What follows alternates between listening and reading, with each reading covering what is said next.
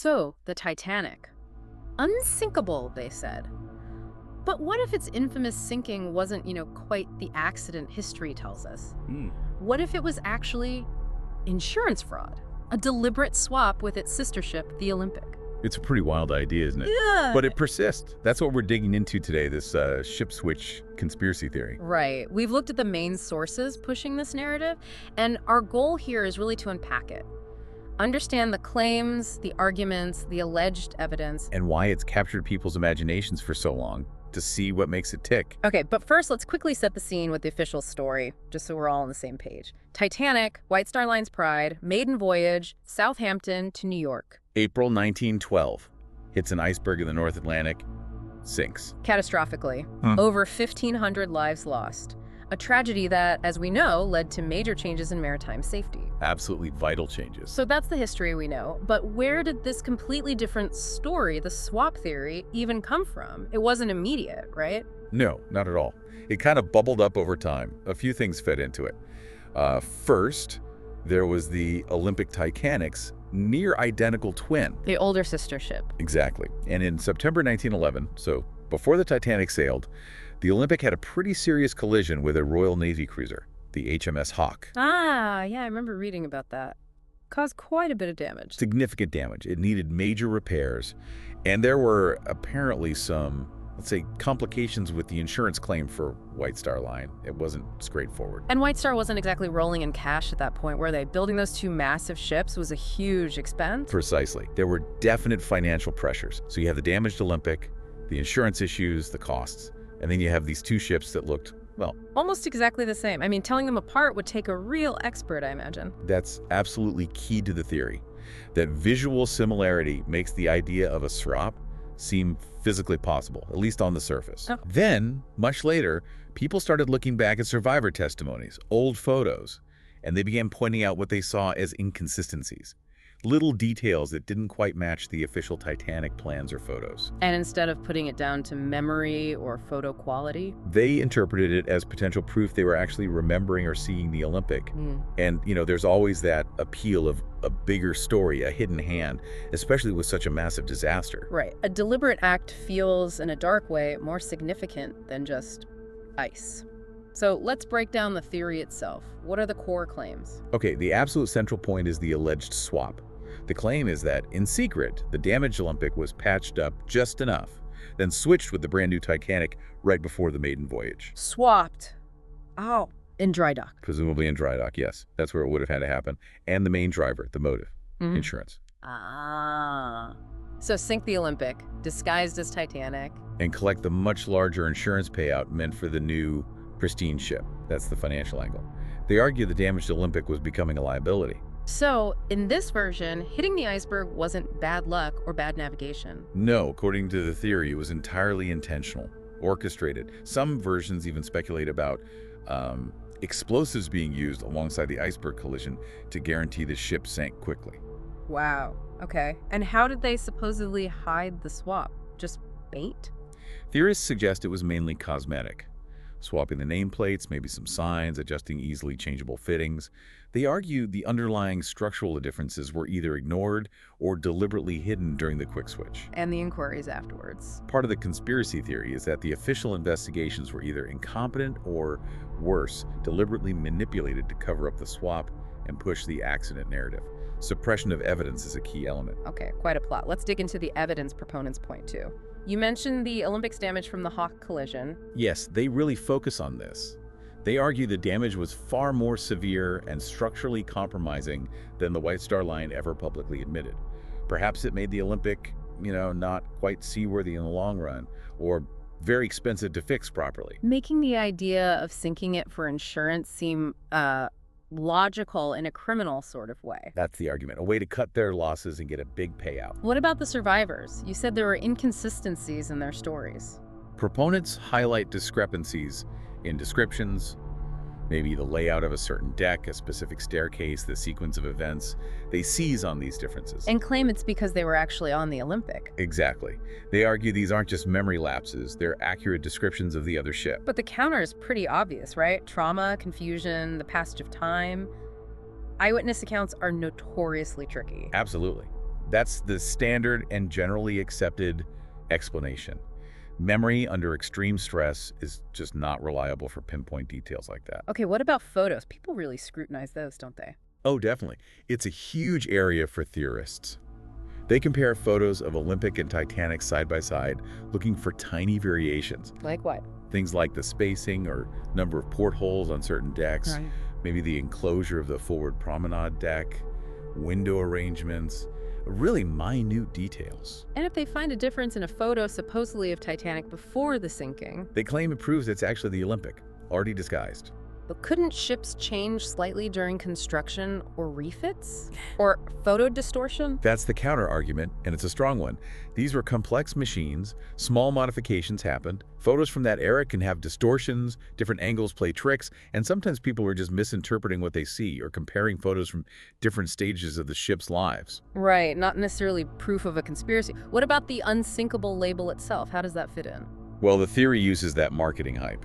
They argue White Star Line wouldn't risk their brand new unsinkable flagship if it was actually the repaired, potentially flawed Olympic. So it makes more sense in the conspiracy narrative to swap them and sink the damaged goods. Kind of. The intense unsinkable promotion created this aura, making the sinking seem so unbelievable that maybe a deliberate act, a swap, felt like a more plausible, if sinister, explanation for some. And the investigation afterwards, was it really that lacking? Some critics of the official inquiry suggest they weren't thorough enough to uncover a swap. But you really have to consider the time period. Yeah, 1912, no deep-sea submersibles, no advanced forensics like we have today. Exactly. Their ability to investigate the wreck itself was basically zero. Let's circle back to the money. The insurance payout. That's the core motive alleged. It is. It was a substantial sum, no doubt. And theorists see that payout on the new Titanic as the absolute reason for the whole scheme. But insuring ships was standard practice, wasn't it? Especially valuable new ones. Completely standard. White Star Line absolutely had Titanic insured. But getting an insurance payout doesn't automatically mean you committed fraud to get it. It's a massive leap. Okay, what about the physical ID? Hull numbers, nameplates, could those be swapped? Theorists argue yes, relatively easily, especially while in dry dock side by side. Titanic was hull number 401, Olympic was 400. The idea is they just switched the plates. So if someone looked at the wreck later, they'd see 401 and assume Titanic. That's the suggestion, that the key identifiers were swapped to complete the illusion. You can't have a grand conspiracy without a mastermind, usually. Does JP Morgan get pulled into this? He owned the parent company, right? He did control the International Mercantile Marine Company, White Star's parent. And yes, his name definitely comes up in some of the more elaborate versions. Suggesting he ordered the swap. For what reason? Just money? Or something else? Various motives are suggested: financial gain, eliminating rivals who were booked on the voyage, all sorts of things. But it's really important to stress. Yeah, no actual proof. There's a real lack of any concrete evidence linking Morgan to such a plot. It remains highly speculative. And finally, the wreck itself. Has diving on the Titanic settled this? Or fueled it? It's interesting. Some theorists claim that evidence confirming it's the Olympic, like maybe signs of the Hawk collision repairs, should be visible, but isn't, or has been misinterpreted. But what has been found? Overwhelmingly, artifacts marked with the Titanic's name, its logos, dinnerware, fittings, and crucially, items recovered bearing the hull number 401. Lots of them. Which makes faking it all seem pretty unlikely. Extremely unlikely. Yeah. The sheer volume of Titanic-specific items recovered from the wreck site is a major hurdle for the switch theory. Okay, so we've laid out the conspiracy theory, the evidence used to support it. Now, what are the main arguments against it from historians and experts? The first one is just the sheer scale of the operation. Think about it. Secretly swapping two of the world's largest moving objects. The logistics are staggering. The number of people who would have to be involved. Shipyard workers, crew. Hundreds, maybe thousands. And keeping all of them silent for over a century. With no credible deathbed confessions, no leaked documents, no whistleblowers coming forward with solid proof, it seems incredibly improbable. Just statistically, you'd expect someone to talk eventually. You really would. Then there's the ships themselves. While they look similar, they weren't identical structurally. Naval architects point out differences. Things the average person wouldn't notice. Exactly. Differences in the configuration of the B-deck suites, the layout near the boiler rooms, even things like the specific pattern of rivets in certain areas. And experts who've studied the wreck footage and data, They say it matches Titanic's unique features. yes, They confirm the wreck's features are consistent with Titanic's known plans and specifications, not the Olympics. And the artifacts you mentioned, all stamped Titanic. Right. The sheer quantity of items recovered: china, silver, plaques, even parts of the ship's structure, like the propellers clearly marked with the Titanic name or hull number 401, really undermines the idea it's the Olympic. Faking all that on the seabed seems impossible. Plus the survivors. They consistently call the ship Titanic. And while individual memories vary, the broad strokes of their accounts generally align with the known layout and features of the Titanic. What about the insurance fraud angle? How likely was that? Committing insurance fraud on that scale, deliberately sinking a liner packed with prominent people. Yeah. It would have been an immense risk for a company like White Star Line. If discovered, it would mean utter ruin, prison sentences. Not just a fine. Oh, far beyond that. It's hard to imagine them taking such a colossal gamble when the official explanation hitting an iceberg fits the evidence so well. The eyewitness accounts of the collision, the damage seen on the wreck. Exactly. The physical evidence on the bow, the documented ice warnings, the conditions that night. It all points consistently towards the iceberg collision being tragically real. And the photo anomalies. Yeah. As we said, most could be explained by normal variations. Changes during building, refits over time, photo angles, lighting, even just comparing photos from different points in the ship's careers. Careful analysis often shows they are consistent with the known records for each ship. And no real motive for someone like Morgan. No credible evidence has ever surfaced to suggest Morgan or other White Star executives had any reason or inclination to orchestrate such deadly and complex fraud. The risks vastly outweighed any potential financial gain from the insurance alone. So the evidence really stacks up against the switch theory, despite how captivating it sounds. Why do you think it still has such a hold on people? That's a great question. I think it's a mix of things. Firstly, the sheer scale of the tragedy. Losing over 1,500 people. It's so huge that a simple accident can feel unsatisfying to some. Like it needs a bigger, darker explanation. Exactly. A conspiracy offers that sense of hidden meaning, of forces at work. Plus, there's often a general distrust of official stories or large corporations. So it taps into that skepticism. It does. And the unsinkable myth itself plays a part. The hubris involved makes the fall seem almost fated. A conspiracy feels like a more fittingly dramatic end than just hitting ice. There's also that appeal of knowing the secret, right? Believing you see something others miss. Oh, absolutely. That feeling of having privileged knowledge is very powerful for conspiracy believers. And honestly, the shift switch story is just a really compelling narrative. It's got intrigue, deception, high stakes. It's like a thriller novel. More exciting than navigational errors in cold water. Sadly, yes. And finally, the internet age. It's so easy now for these theories to spread, for like-minded people to find each other and reinforce these beliefs, often without rigorous fact-checking.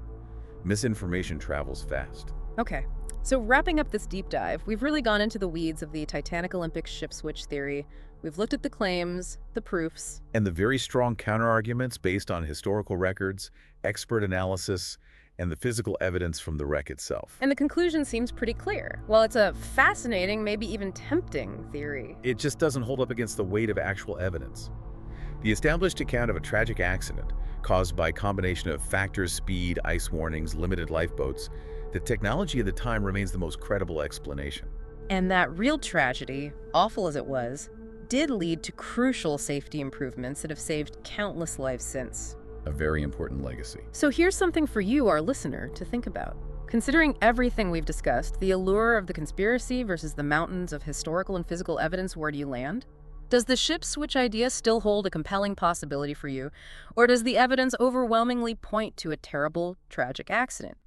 Mull over the human element, the sheer difficulty of such a massive lie, and how we weigh speculation against verifiable facts. Thanks for joining us on this deep dive.